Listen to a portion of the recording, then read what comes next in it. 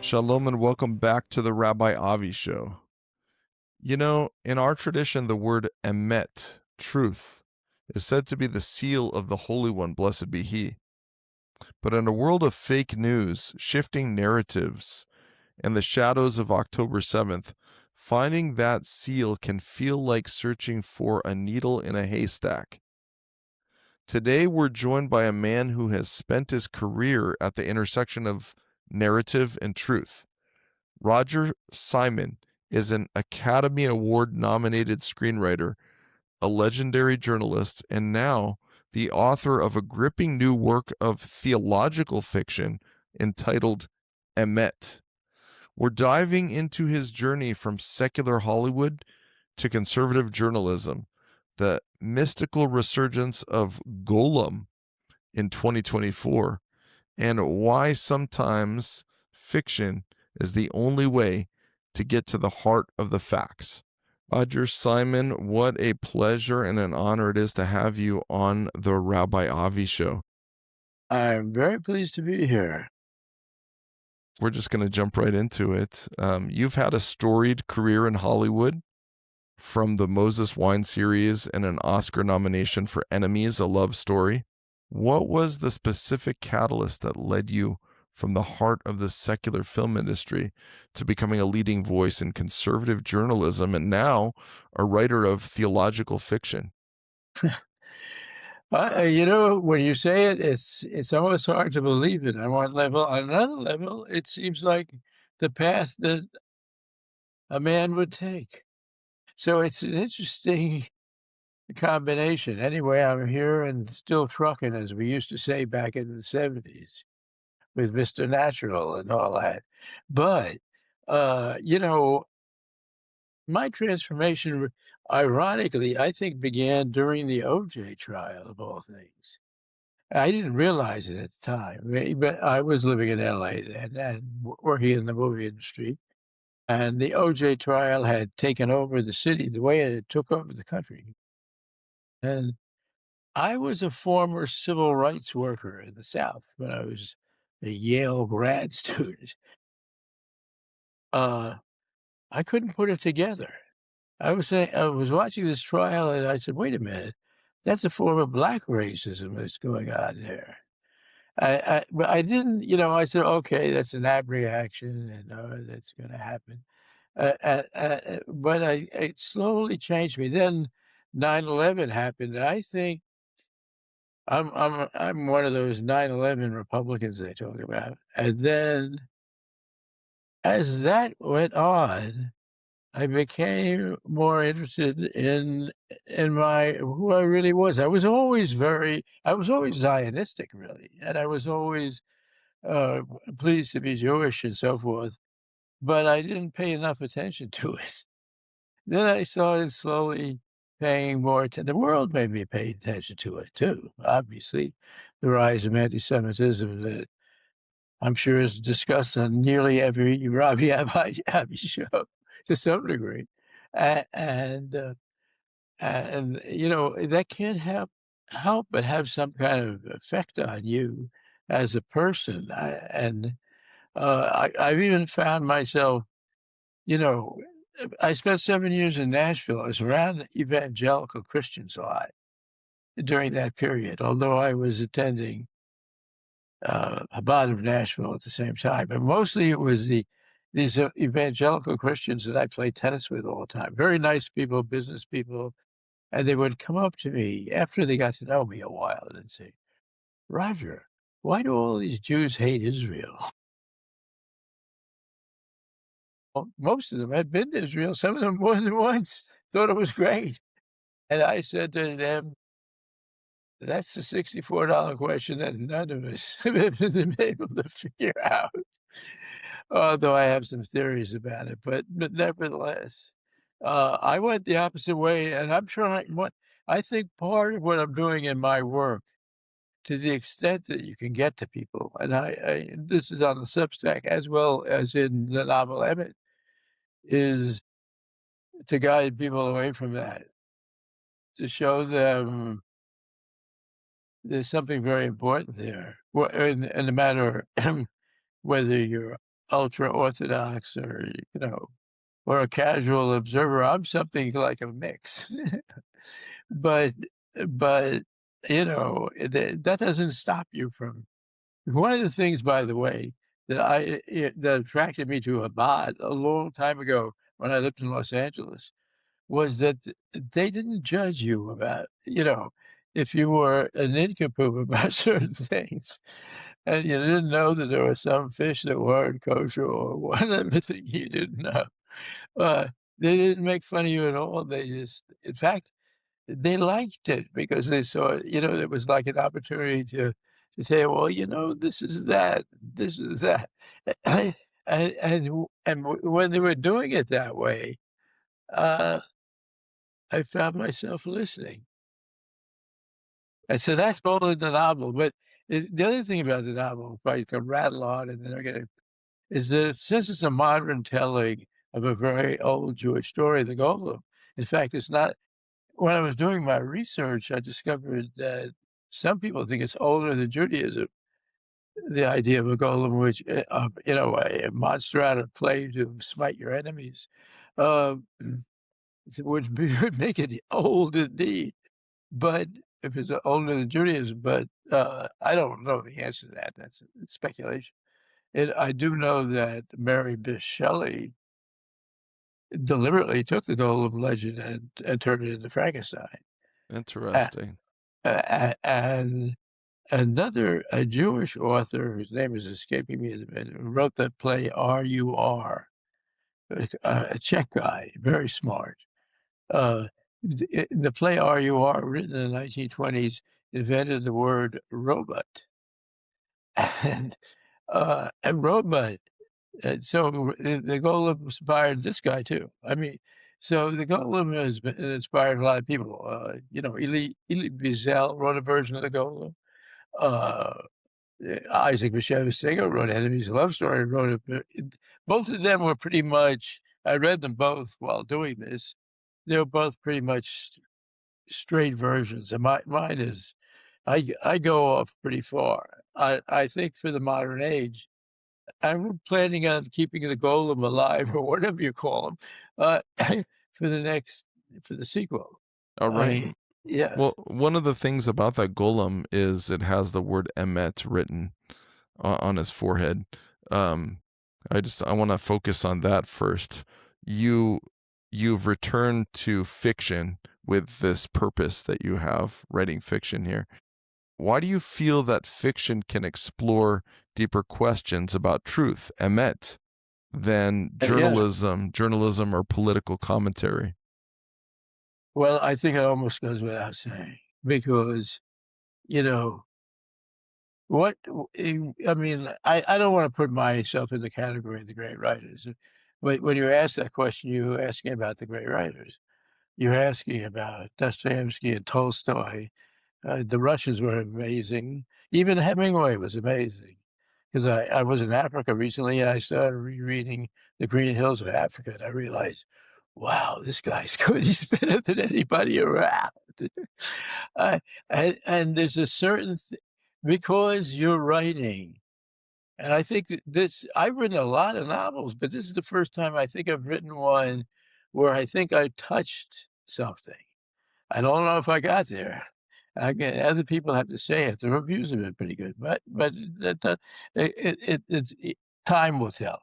Anyway, or not. But what it does here is it gets beneath the surface of daily events. That's very deliberate with the novel Emmett because it covers very specific events, recognizable events. It sort of starts just before October 7th and ends climactically. Then there's a little bit of a postlude, but it ends climactically with the first Iranian attack on Israel. I'm not sure yet. Uh, what I'm trying to write is a kind of history on one level. This sounds pretentious, so always you got to be careful when you're talking about your own work. But I'm trying to write a kind of like an alternative history, a kind of metaphysical, theological history of the same things that you can read about very well journalistically, my favorite is Amit Siegel's daily emails from Israel. I read them every day, but, that's a different thing. As you've become more religious, and you just spoke about that a moment ago, has your understanding of the Jewish mission changed? And how does your daily life now inform the stories that you want to tell? Well, these are tough questions in a way. One of the things that when I was a kid, that I was uncomfortable with in the Jewish tradition was the idea of being chosen. I didn't really understand what it meant. I mean, as a kid, I think kids normally understand it as, oh, I mean, so they're assuming you're a Jewish kid. There's something special about you, and you're better than everybody else. And then if you're raised a certain way in a certain kind of family, you think, "Well, that's not fair." So and now I'm beginning to understand it means something different from that. It means you you've got it's actually a burden on one level. It's a burden to unite yourself with God and to do these things, and so, I never believed that I would ever end up being kosher. I mean, I've, eaten my way across the globe happily, but but but now I would call myself kosher light. I mean, I don't have a kosher kitchen and things like that, but, when I go to a restaurant, I haven't eaten pork in quite some time. I love oysters, and I don't know if I recognize one. All shellfish were those were normal parts of my life, and they're not anymore. And I asked myself, "Well, why do I do that? Why do I do that?" Which is a really interesting question because, when I was growing up again, I analyzed kosher. Well, that was a smart thing not to eat, pork back in 2,000 years ago when trichinosis was there and all those things, and the same thing went for some shellfish. You end up in the hospital. However, or whatever it was back then. Anyway, so I rationalized it all as, science of the time. And now, of course, it's not science at the time. I spent my life eating those things, and I'm sitting here opposite you. But I see it as a commandment, a mitzvot, and that by observing these things to the extent that I can, and I am not good at a lot of it, just to the extent that I can, um, I can't say I'm signaling to God just because does God care? Maybe. But I'm signaling to myself a certain kind of respect. So I do that. I go to the shul once in a while. I don't go a lot. I go every other week or every third week when I'm Mhm. feeling a little guilty that I didn't go or whatever. But I absolutely I did take and they informed this book a lot. 6 of the JLAI courses offered by, Chabad. I'm one because, I'm more of an academic reading sort than I am someone who likes to sit in a stall. You can get me into the classroom in a synagogue. I'm sure if I were living in Tucson, I'd be going to your synagogue and taking the classes more than I would be, showing up. I mean, I'll show up for the holidays, and I'll show up for maybe a little more than that, but the way and I would be interested in your view, because it's interesting that, I'm sure rabbis are confronted with this all the time, that whether, the academic approach, shall we say, even if it's an approach to something as mystical as Kabbalah, so but but, versus, you know, doing what my grandparents, well, not my great-grandparents would have done, More of a cultural, like and daven mincha daily and all the rest of it.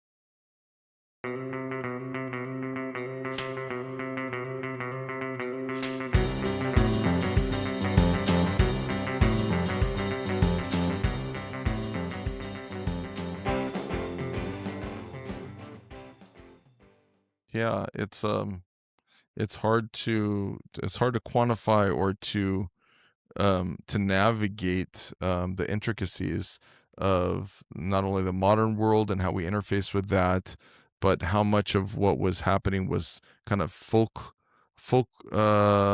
almost like Bubba Mises, and how much is a real kind of academic study and a deep dive into our tradition, and how does it play out, and what's the recipe between the learning and the praying, and you asked the question, is God, does it really affect God, do these things affect God or not? These are deep theological I know, questions. and a fairly ignorant person about these things. I have I just sort of dove into them in this book, and I know, I left the last chapters written by the Mossad, and you know, the Mossad is not meant to deal with these questions either. It's meant to win a war. They do a good job, but the the Mossad being presented with the Golem has to ask, to what degree does God intervene in human affairs? Which is probably not just from Judaism, any serious religion. That's the biggest question. I'm going to be able. I figure I don't know how long I'll be able to last. Physically, how many more years I have. But I think I'm gonna be writing a book about this Golem character, several more of them. I have a lot of ideas about the second one, and but they all come down to that same question, and I can't imagine ever being able to answer it. Well, you choose the golem, and you were talking about that, and perhaps the golem is even older than our tradition, but the Golem of Prague is a classic piece of Jewish folklore, as you know, and as many of our listeners know. Why bring this specific legend into a modern spy thriller set in 2023? And what does a golem provide a society that a standard superhero or secret agent cannot? Yeah, whoa. Well, here's what top of the head answer.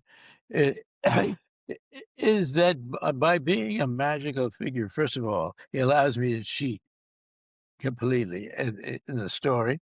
I can bring him in when I feel like it, but I bring him in not quite that whimsically. I bring him in when the situation is challenging in a way that there might be divine intervention or not. and and I think that's what's going to be the pattern. Interestingly enough, I've been fascinated by writing a Golem story for many years, and I once went to Paris. I guess around a dozen years ago, because I was going to do one set in the suburbs of Paris, which are totally Islamic, as you probably know. And I went out there with some friends, who told me, "Don't speak any English there; they'll shoot you." I fortunately have, a certain amount of French, but they, I've been in the Islamic world a bit. I've been in Cairo and other places in Sudan. I was never scared there, but I was scared. I was scared in the suburbs of Paris. Isn't that ironic? And part of it is that you see the initials uh, uh, NTMJ, scroll on the walls everywhere.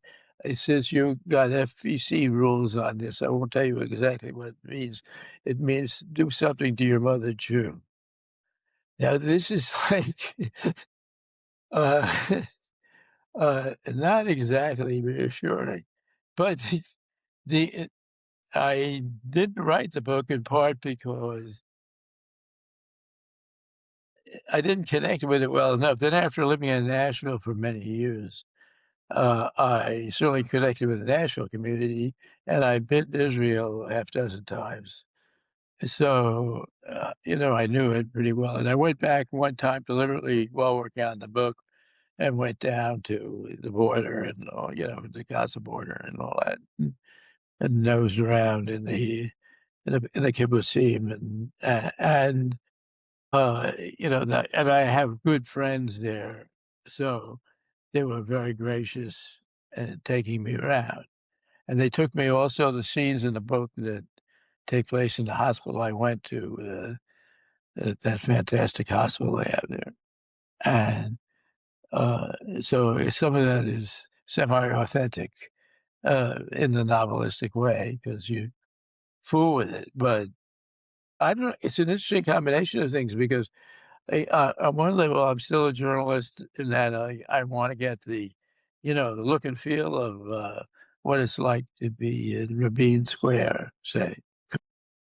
But at the other end, let magic take place. In the book, the word emet, truth, is carved into the Golem's forehead. In a world of fake news and shifting narratives, what is the truth that you are trying to uncover through this character? Well, that one way to look at that is that as I don't have to tell a rabbi, it would be forbidden to write the name of God. So I guess the closest thing in the old days they could come to writing God was to write truth, because God is truth. Uh, so the truth that we're looking for is God's truth, and of course you don't find that on CNN. But at this point, I think that your listeners, I would wager, are way beyond that, and they want something to stimulate them in another direction because we all know, I think the reason Trump is hated by these people is he called them out a long time ago. And he was right. I mean, he does it in Trumpian manner that very few people have the guts to do.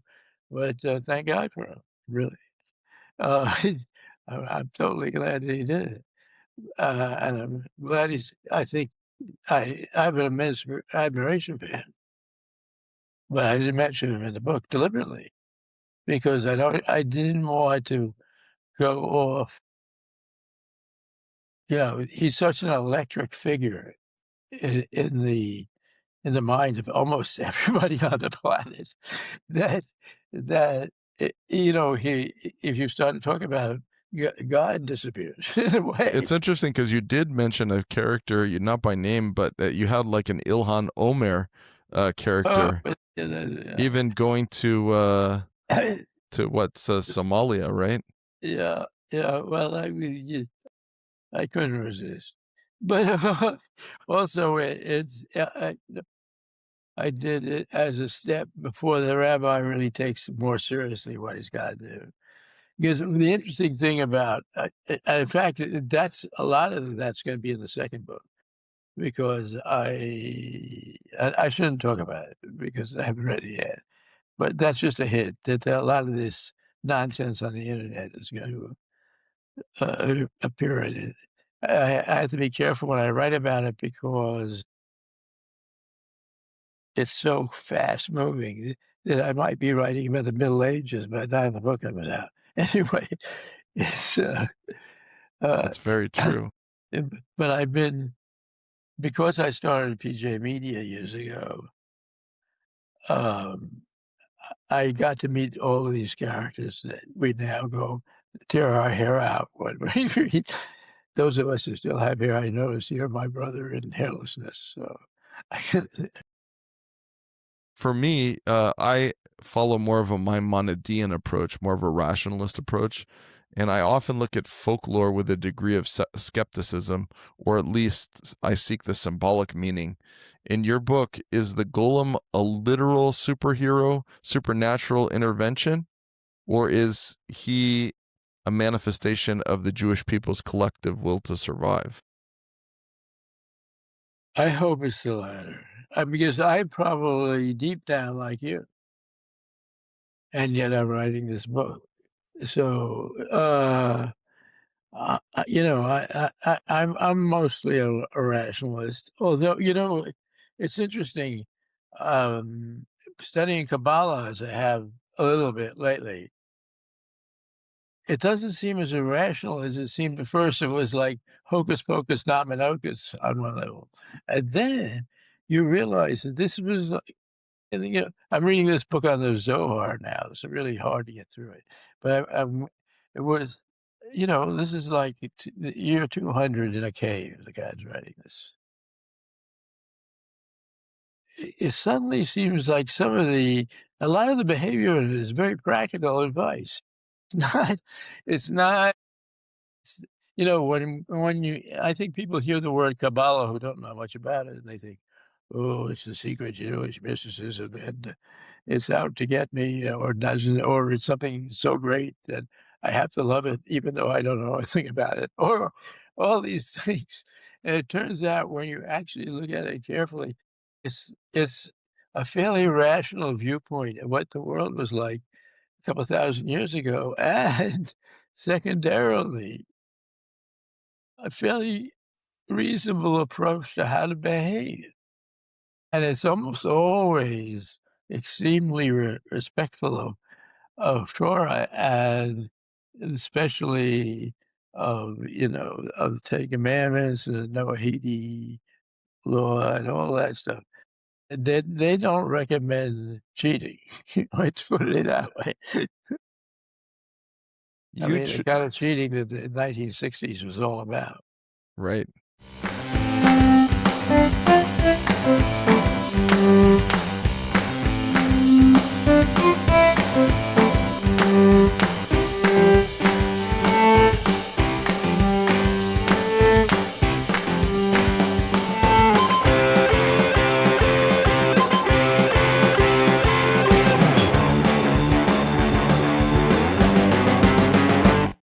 You chose to set the birth of your golem against the backdrop of the October 7th attacks.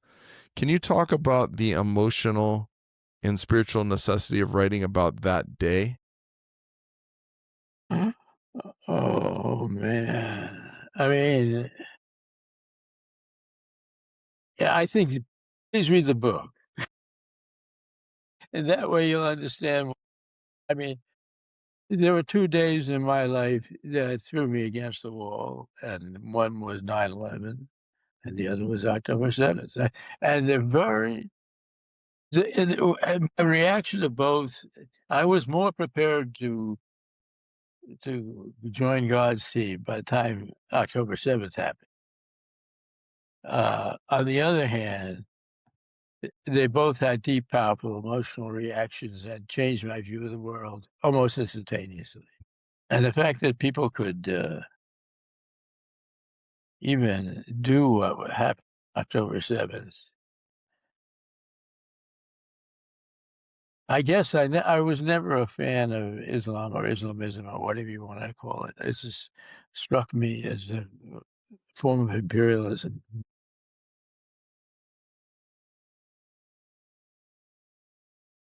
One of the stories from October 7th is not in the book. It always because I could see myself in it. This woman who lived down in one of the I forgot which one of the, kibbutzim down by the border. There was a photographer, a Islamic guy, a photographer from Gaza who would come up all the time.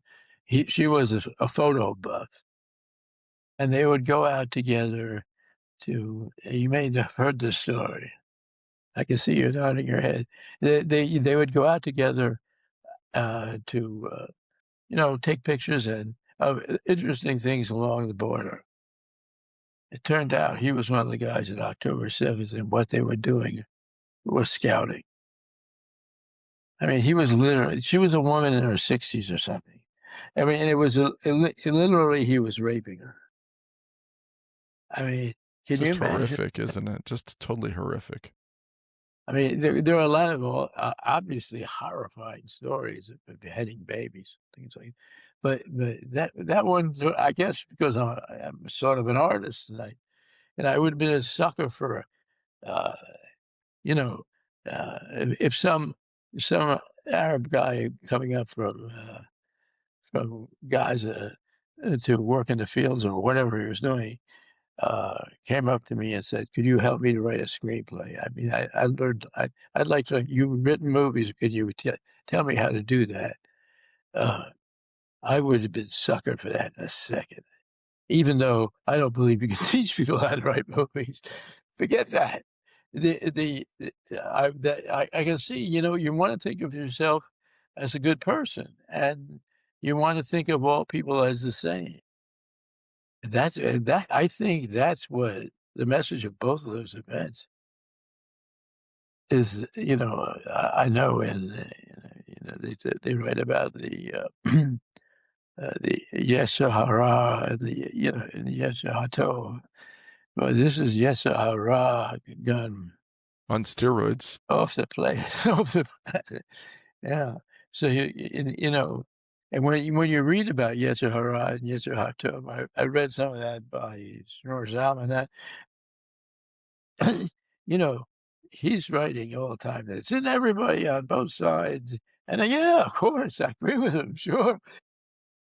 But and there's that. And the other thing that in my recent life that I'm trying to grapple with in the books, and I'll grapple with it more in the second two, is the whole urge for positivity and everything.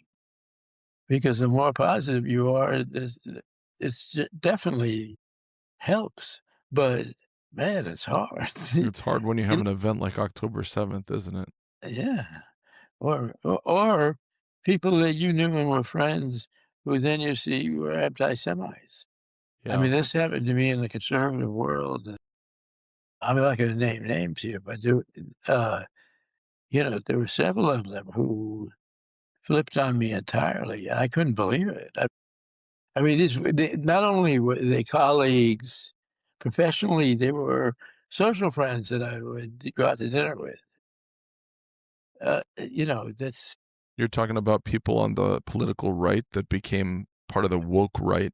left, I already dismissed.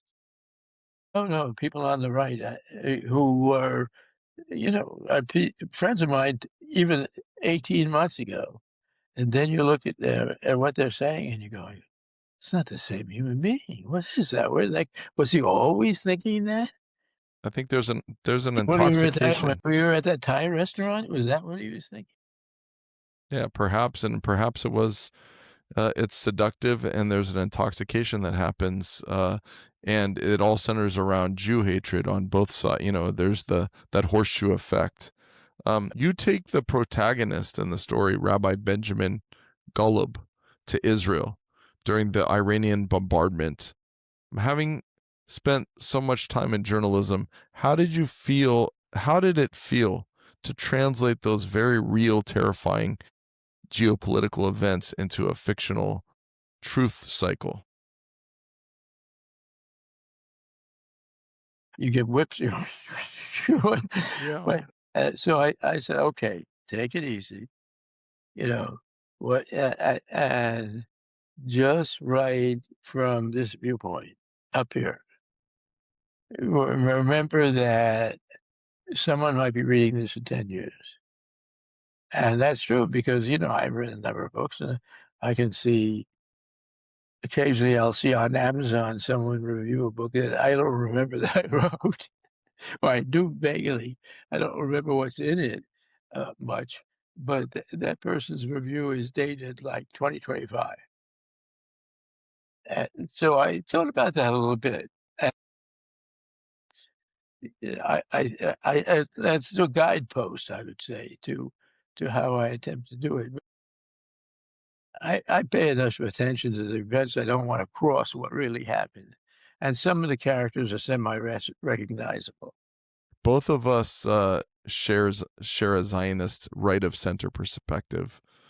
In EMET, how does the Golem reflect the necessity and perhaps the dangers of Jewish power in the 21st century? I think the Golem can be read and actually was, in the old Rabbi Low 1600 in Prague that you referred to. It goes too far with this incredible power. Now, it's interesting that we're in that situation now where Israel has an incredible army. Most people don't realize how good it is. Some do. But, I mean, in the U.S. News did a report, about a month, 3 weeks ago, a month ago, of the most powerful armies in the world, ranked it, and their ranking was peculiar, but Israel came in number 3 ahead of China. I mean, come on. I mean, if you compare the populations, it's ludicrous. But, I don't think there's any question it's got the greatest air force in the world. I want to know who's number 2. I want to know who's number 2. In the Air Force? No, in the Army. I wonder who number 2 was. They ranked it. You're not gonna believe this. They ranked it Russia, United States, Israel, China. In the Army. Interesting. No, this was military, Military in general. overall military. I mean, so Army and an Air Force, and Israel, the Army and the Air Force, communicate constantly with it. Mhm. It's all super high tech. But, so that you have to deal with that question. I mean, you see that all over the internet. Oh, they're bullies beating up the poor Iranians. Of course, there was no greater bully on the planet than the mullahs. I mean, and the Revolutionary Guard. They're awful. And it's hard. These things are going to come back and look. I know that this is the theme for the rest of my life. I mean, before, I look around for a lot of things, but now the world is such that I don't have much choice. I feel boxed in. It's not bad. I We have to mean, confront it. you have to confront it. And what else am I? I really believe one thing theologically, and that is that, and it's really liberating for me, is that God puts us all here for a purpose. And my purpose is to write. It's You're ta always been my purpose since I was a kid. And to avoid it, try to avoid it, or to get lazy or anything is not doing my purpose. And the other thing is it freed me for something else that's very important. And that is to think that I'm a hot you-know-what because I'm a writer. That everybody has a purpose, all purpose is good, move on. That's it. You talk about the theological angle and how you have a purpose. Rabbi Benjamin Golem in your book is a reform rabbi who shifts toward a more conservative libertarian view. How much of yourself is in Rabbi Ben, and what do you think the pulpit looks like in modern America? Well, I don't have a right to talk about the second, except for very loose observations. I mean, I watched one of your competitors in the world of Jewish podcast the other day, Jonah was Platt, uh, and he had two rabbis on, Long Island rabbis, and I wanted to, he was praising them. I wanted to scream. They had a big studio audience, and all they're talking about is how to be as goody-goody in the society as possible, and the audience, of course, was applauding. I mean, I'm wondering, what planet are these people living on? Anyway, and, on the other hand, I've met several rabbis, and now I'm meeting you, and I have total respect for it. So, it's like everything else. There's a wide pattern, and to the extent that I am in this, well, that's what writers do. I mean, I said to myself, because in the Moses Wine books, I'm a detective. I said, "Don't be as literal about it this time. Step away, step away." But Hard it to. it's inescapable. I mean, does Tolstoy live in Anna Karenina? Yes. So, it happens all the time. Is Isaac Singer Herman Broder in, Enemies: A Love Story? I met him, and he really is. He would have played it better than Rod Silver, and Rod Silver played it pretty well. What was that like to meet him? Wonderful and funny. I've met a fair number of famous Jewish authors that I didn't like, and I'm not gonna mention them, although they're great writers. Well, but none of them are as good as Singer. Singer is I mean, Singer has written that he compares himself to Tolstoy, and I'm not gonna argue. If you really read his work, he's amazing. But he's a very quiet little man who, when I first met him through an old friend of mine who's since deceased, invited us to dinner in Los Angeles in a tiny Thai restaurant someplace. And Singer showed up with his own dinner in a brown paper bag. He's a vegetarian. So he sat there quietly eating, whatever sandwich he brought with him.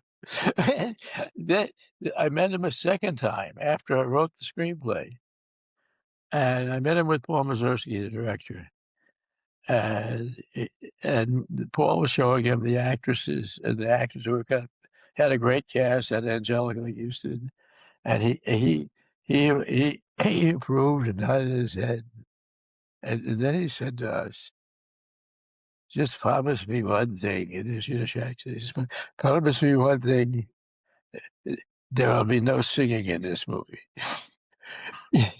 He hated Yentl. He hated it. He wasn't one for musicals. Yeah. And so Paul said, "Don't worry." And then sadly, he died before the movie came out. He was pretty old at that point. But you'll never forget meeting him, I can tell. Oh, it was a great thrill. It was absolutely a thrill. You've been very open about your personal shift, and you've spoken just on our podcast about that, your political shift. In the book, you address anti-Semitism on elite campuses like Columbia. Do you see the Golem as a response to the failures of modern institutions to protect the Jewish people? Well, that's one of the reasons I stuck him there. I mean, there's nothing more sadder than that. But, I was reading an interesting article today that, may figure in the second book. Well, those schools are gonna dissolve. AI is making them meaningless. High school, kids now wanna go into the trades, not the universities, for good reason. Makes sense. Yeah. So, we can get all riled out about Columbia and Harvard, but they're in deep trouble. I have a final thought, Roger, for my listeners who are struggling to find emet, to find truth in a very confusing world. What is the one message you hope they take away from this new series? Trust God and pass the ammunition. Trust God and pass the ammunition. Meaning, trust God, but know that when you're doing things, God's on your side, but do them.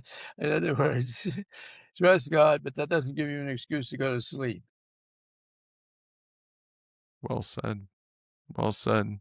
What a pleasure to have you in our midst here, and we're looking forward to this book. And I hope that our listeners will buy Emet.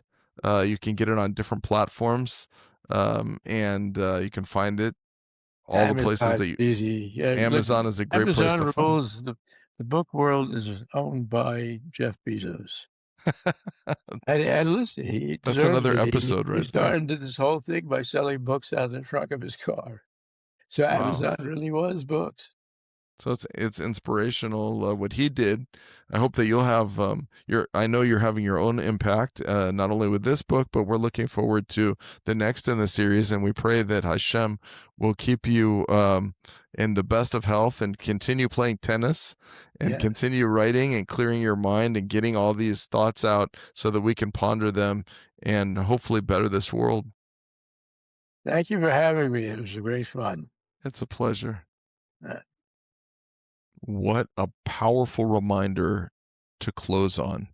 Trust God and pass the ammunition. It's that classic Jewish balance between Bitachon, our absolute trust in the divine, and Hishtadlut, the personal effort we must exert in the physical world.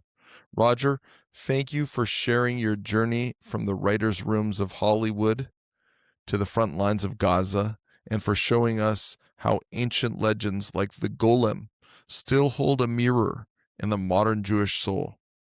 To our listeners, I highly recommend picking up a copy of EMET on Amazon or wherever you get your books. And if you value these deep dive conversations where we look behind the curtain of journalism and theology, please consider supporting the work we do here. You can become a partner in this mission by visiting patreon.com/horizontal media. Your support helps us keep the microphones on and the horizontal conversations going. As we navigate these confusing times, remember that while we may not be able to finish the work, we are not free to desist from it. Lo alecha hamlacha ligmor, velo ata ben chorin lehibatel mimena. Until next time, this is Rabbi Avi. Stay strong, stay seeking, and may we all find a little more emet in our lives. Shalom.